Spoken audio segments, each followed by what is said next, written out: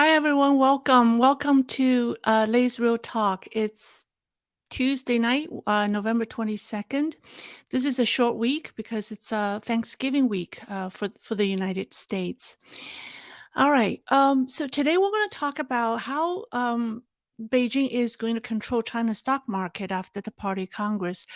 This is a big topic, and I'm only going to share, a few perspectives that I see, some insights that I've gathered, because the topic is a big topic. So what we have seen after the Party Congress is that the Chinese stock markets in both China and Hong Kong have been through a roller coaster. The market had a Black Monday after the Politburo Standing Committee was announced. And then after the rumor that Beijing would soon end the zero COVID policy, the market rebounded. At the same time, Chinese public companies are buying back their shares en masse, obviously in an effort to save the market. So far this year, especially in late October, more than 1,300 listed Chinese companies in China, Hong Kong, have shareholder buyback. So according to a Chinese media report, it's a source called 同花顺资料统计. I'll provide some of the links when I'm done with this live stream. I'll provide it in the description at the end of this broadcast or live stream. So as of November 2nd, 1,315 A-share listed companies have completed share repurchases. That's more than 1,500 times this year. So obviously, it didn't just start after the Party Congress. It has been going on for a while this year, with repurchase amount reaching 186 billion yuan, and that's about 25 billion US dollars. But it's an 80% increase over the same period last year.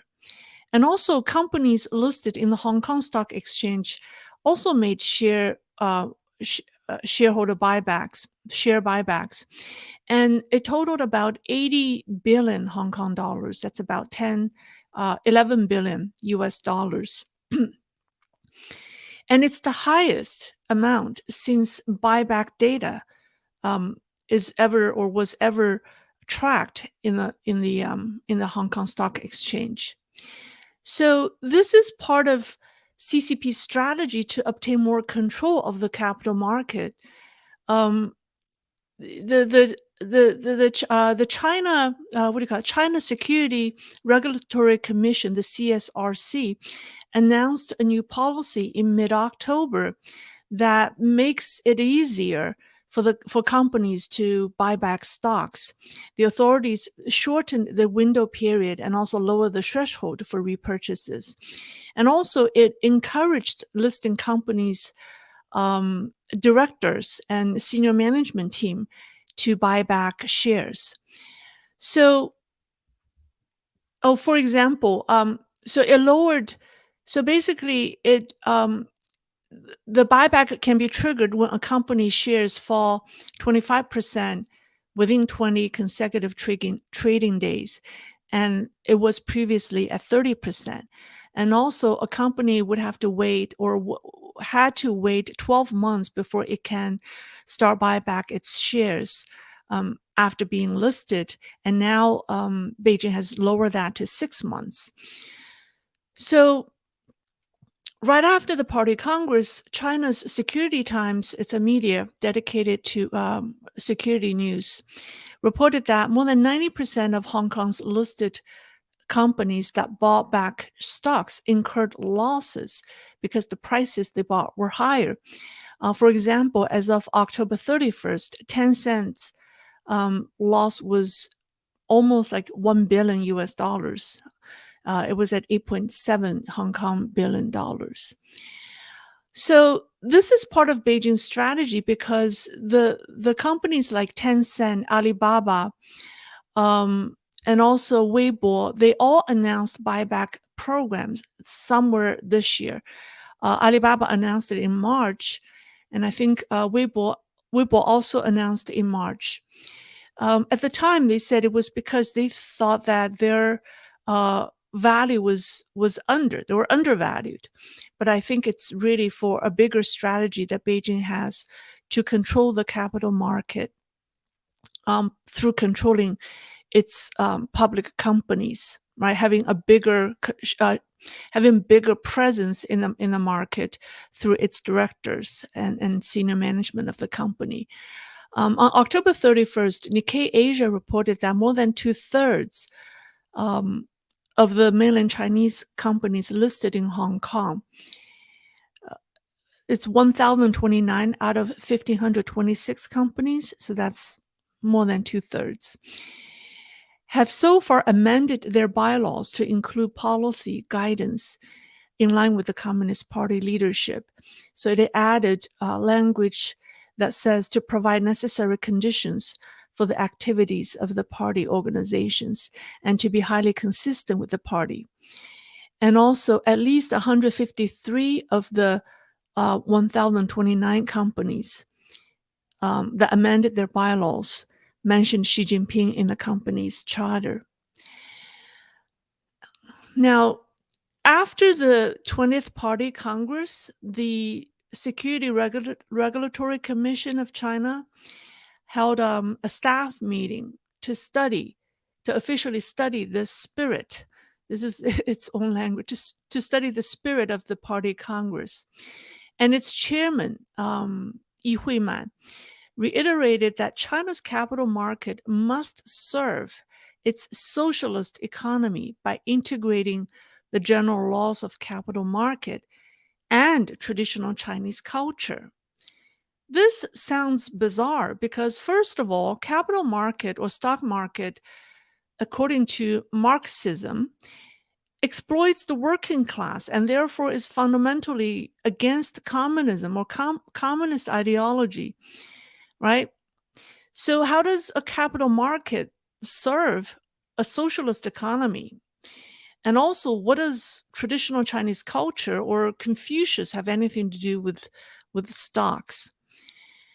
Well, I think the reason we're going to hear traditional Chinese culture a lot in the coming months or years, because Xi Jinping is starting a sort of a new ideological. He's starting a new ideological theory by incorporating Marxist socialism, or whatever you call that, communism, with traditional Chinese culture. So he's trying to come up with a hybrid idealism, right, by combining the two. But the two are fundamentally at odds. I mean, how is Marxism going to be consistent with Confucius? They're mutually exclusive in my mind. But the reason I think the reason Xi Jinping is doing this is to find legitimacy in its rule, because the Communist Party, the regime, is losing credibility seriously. And so how is it going to legitimize the rule? By resorting back to Confucius from 2,000 years ago, right? So this is what it's doing at an ideological level, and that also is trickled down to at the stock market level. If you really look at, I'm going to talk about how the Chinese stock market, it's basically worse than a casino, according to China's own economist. But in order to dispel this lack of confidence, right, the lack of trust in China's stock market or capital market, he has to do something. And so Confucius comes handy, because everybody respects Confucius, right? You can't say you don't trust Confucius. So now it's trying to add a traditional Chinese culture element or Confucius element into China's capital market, just to legitimize, right? Just to seek credibility. So China's capital market is inherently flawed. Other countries' capital markets are meant for private companies to raise capital for growth, and investors are rewarded when companies make a profit through dividends, right? So shareholders, you get dividend from the profits the companies make. The CCP's original intention in developing the stock market wasn't to help the private companies. It was initially to save its troubled state-owned enterprises. Later, the stock market or the capital market became a venue for the regime to raise private funds, private money, both inside and outside China, for the SOEs, the state-controlled companies, as well as other large companies. But unlike the Western companies, China's public companies almost never pay dividends. It's very rare that you see Chinese company pay dividends. They pay dividends to foreign shareholders on foreign exchanges, but not to their domestic shareholders. So companies that are listed in both the foreign stock market and also China's domestic market, like PetroChina paid billions or tens of billions of dollars in dividend in the overseas capital market, but don't pay dividends in the domestic market. And also in a mature stock market, investors go after long-term growth and value appreciation. That's why you invest in the stock market. But in China's stock market, people go after short-term gains, and it's more speculation oriented. So people say China's A-share market is mainly for companies to be listed for financing purposes, right? Just to raise funds. And it has existed for 30 years now, but it's still the system is still lacking regulatory policies concerning like dividends and also delisting, right? So these are the major part of the. I mean, every stock exchange has to have a set of rules that the players go by. If you don't have rules, it's not a market, it's not an exchange. But China Stock Exchange still has not refined, shall we say, just to be polite, its policies on dividend and like delisting. So for example, okay, let me just give you some numbers. The US right now have about roughly 6,000 publicly traded companies. And the number of companies that got delisted in 2021 was 415, right? So quite a percentage, quite a share of its public companies got delisted for a variety of reasons. And then in 2022, there are 353 companies that got delisted. China's A shares has 5,000 publicly listed companies. So it's just a little under the 6,000 the US has. But the number of companies delisted is in previous years are in the single digit. So this year, when China announced 42 companies got delisted, it was like headline news in the financial sectors. So 42 got delisted out of 5,000 companies versus 415 that got delisted out of 6,000. That just shows you that China's security regulatory agency is just a organization set up to implement Beijing's policy. It's not meant to monitor irregularities or supervise market activities. Punishment of various fraudulent activities such as price manipulation, insider trading, and performance alteration, you name it, fraudulent listing, is very lenient. And I saw that Chinese has a saying. They say the cost of violating the law in the Chinese stock market is low, and the cost of compliance becomes high. So that's the reality. So, I have not shared my slides. I totally forgot about my slides. Here we go.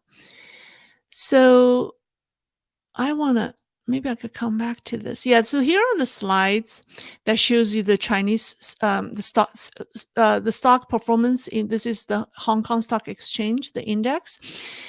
See, the lowest point was October 31st. Right. So October 31st, that's like a week after the Party Congress, both the Hong Kong Stock Exchange and then the Shanghai Stock Exchange reached the bottom. And then after that, it started to go back up. And that's because of, number one, the rumor that China was going to end zero COVID. And number two, this very rigorous buyback program, the stock buyback program. So far it has been on a kind of an uptick trend. And here's some news articles on the amount, the numbers I gave you. I just showed you some of the articles. I'll provide the link at the end of this. And this is the gentleman that heads China's Security Regulatory Commission. His name is what? Yi Manhui. What's his name?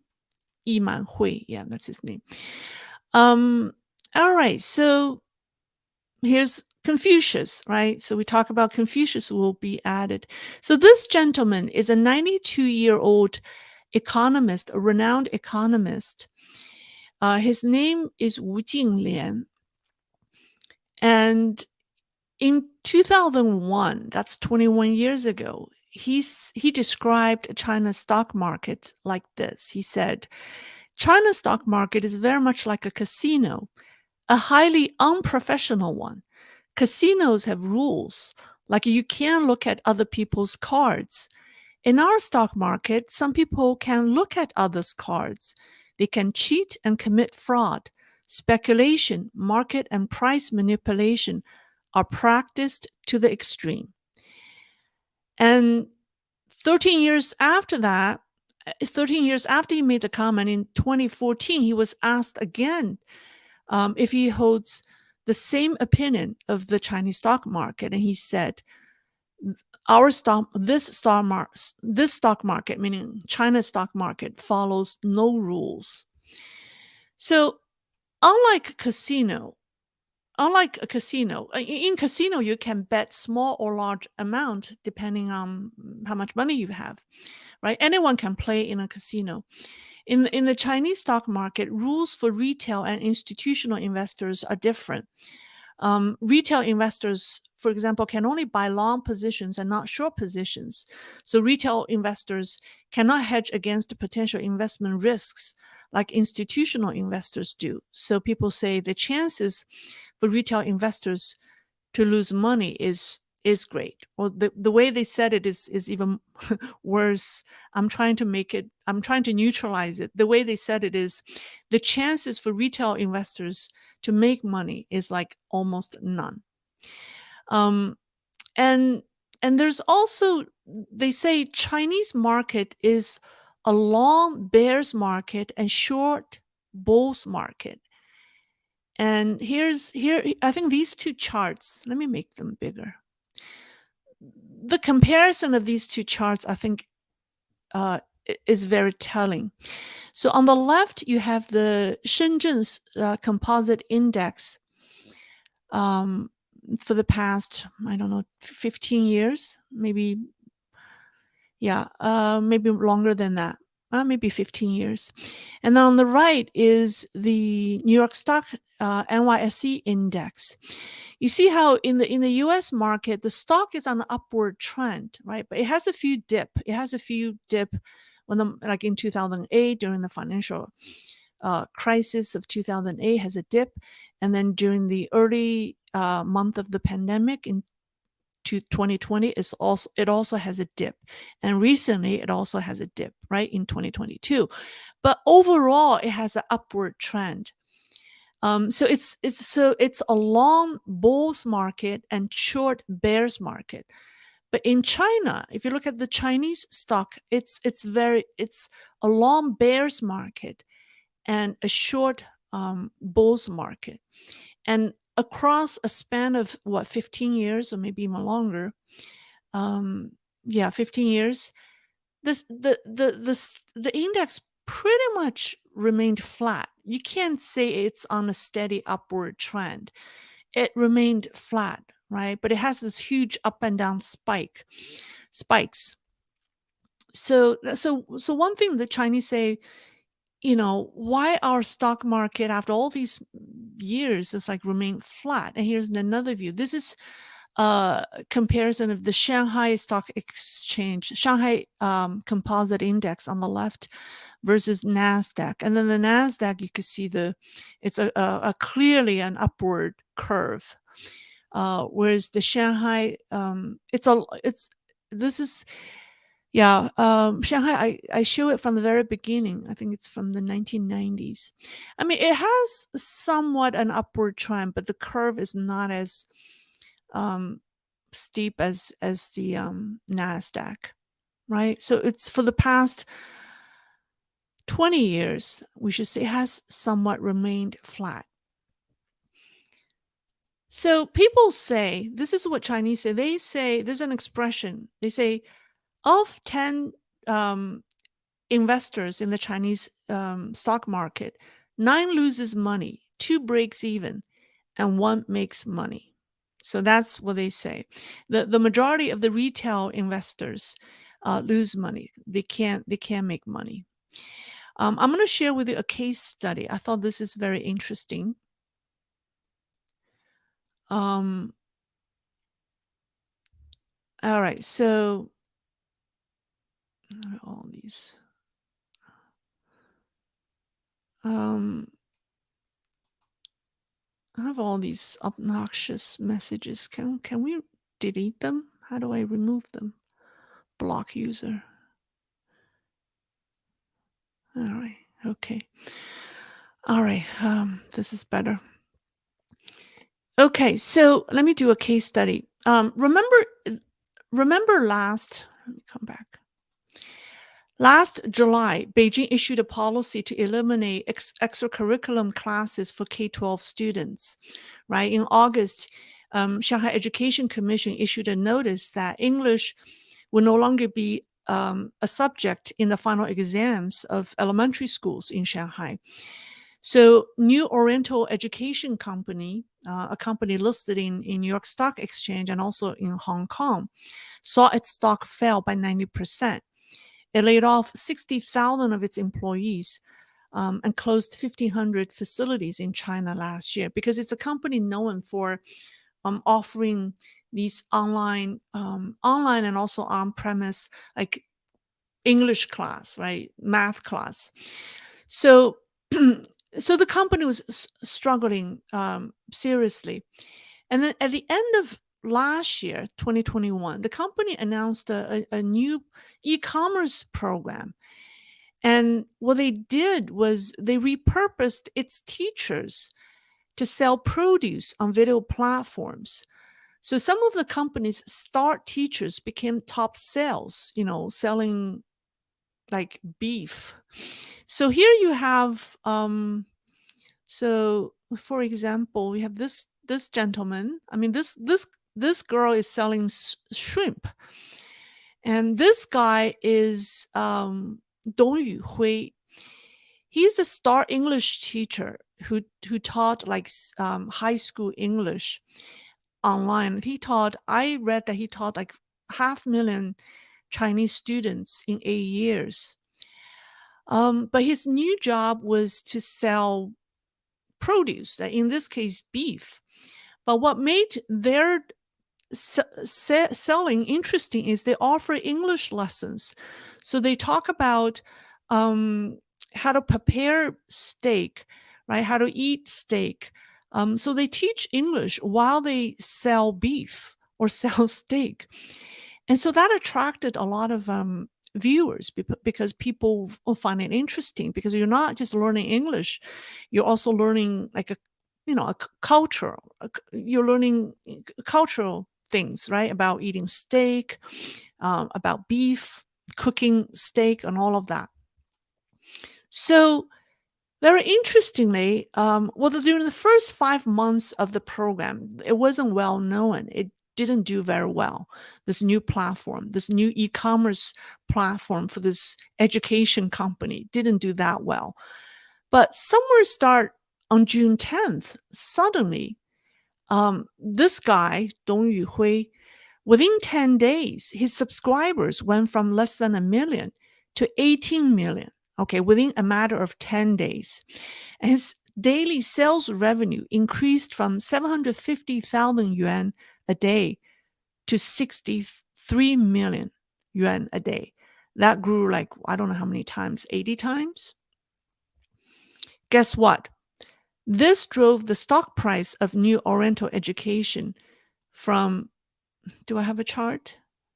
I think I have a better chart. I have a chart. Yeah, this is the chart.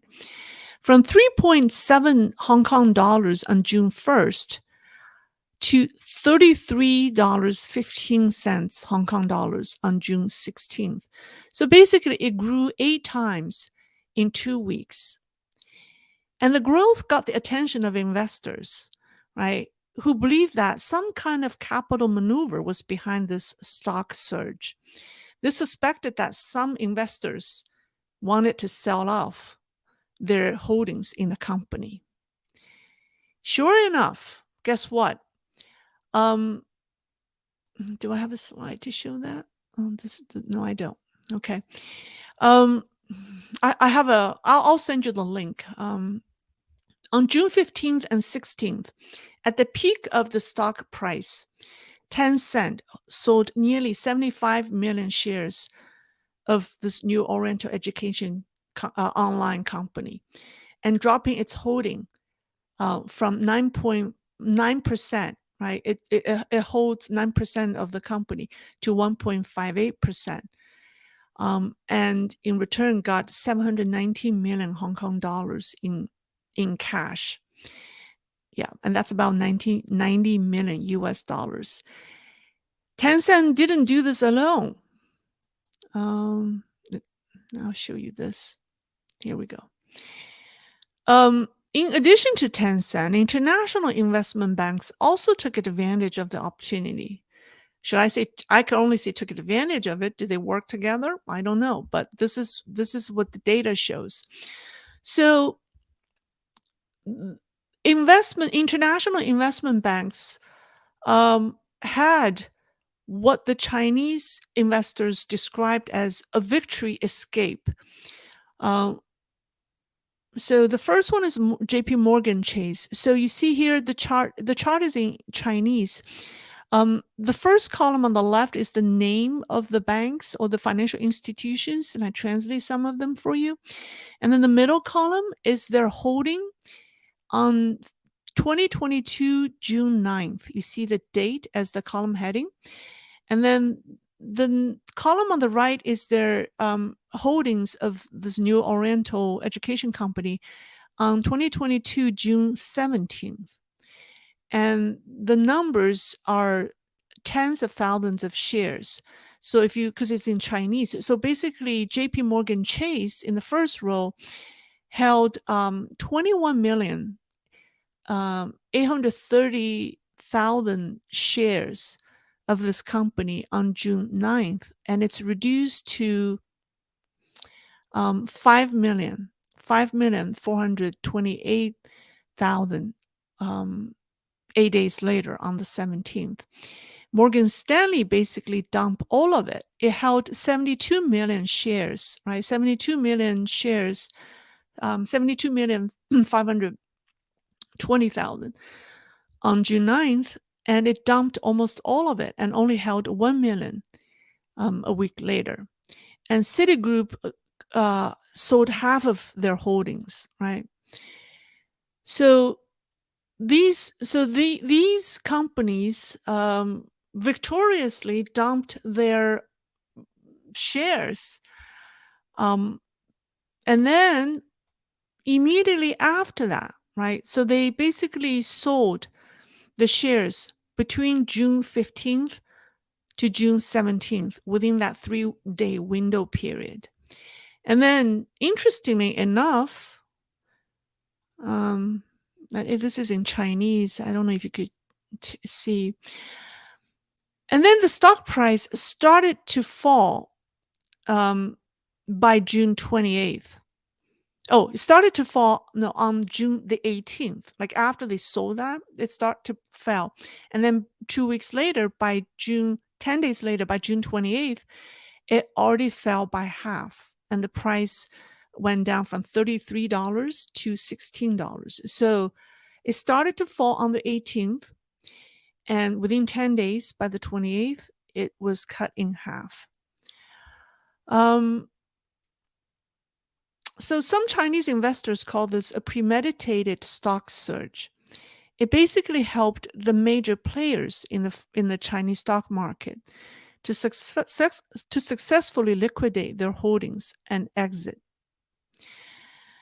All right, so that's, I thought, just a very interesting case study, because when I saw that, I always wanted to share with you. So I'm glad that I have a chance to share that with you today. So I think right now, a similar situation may happen again soon, right? So Xi Jinping and Joe Biden met for 3 hours in Bali at the G20. And after that, Janet Yellen and China's Yi Gang, the head of China's central bank, met for 2 hours. What did they talk about? We don't know, but the release, the official release, basically gave a very short blurb of what they talked about, and it's very general. Did not did not give us a whole lot on what they really talked about.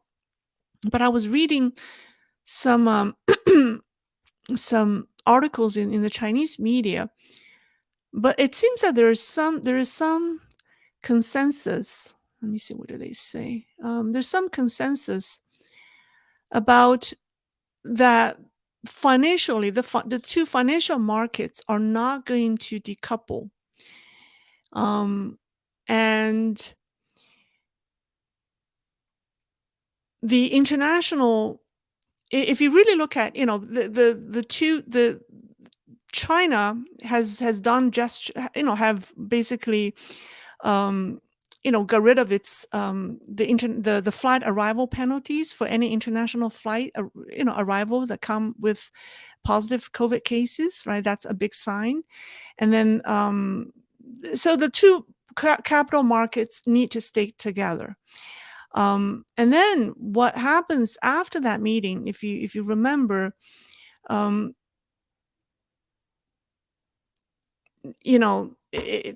I think right now, okay, this is my gut feeling. I don't know if it's true or if it will happen, but I'm just going to share with you my insight into that.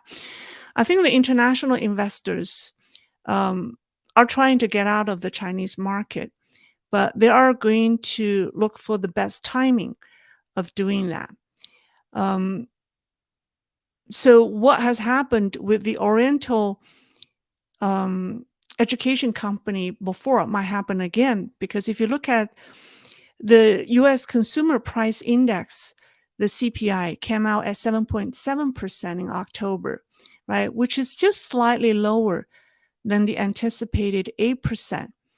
And immediately we've heard American media is now saying that the worst of inflation is over and the Fed should stop increasing interest rate. And what this means to the capital market is the renminbi will appreciate against the dollar. And then when that happens, that means their holdings in the China stock market will appreciate as well.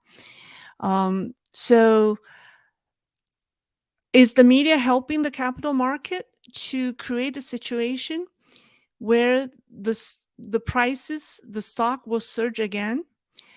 To a point where these major players in the market can safely exit, so that they can have a victory escape?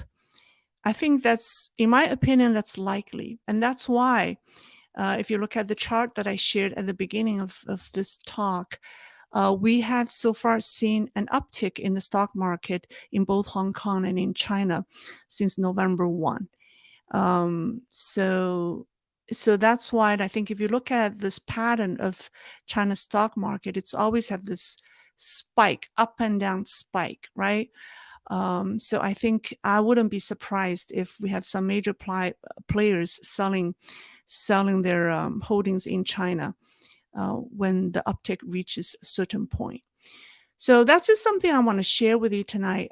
It's not a whole lot, but it's a big topic, but I've gathered some information that I thought would be helpful to you. So hopefully this is helpful, and I'll provide the links after this talk. All right, let's see. Happy Tuesday. Hi. Okay. From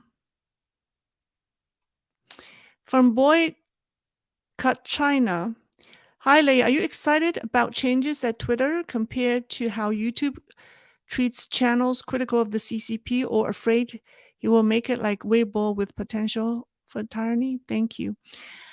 Yeah, I think Twitter definitely is making some positive changes.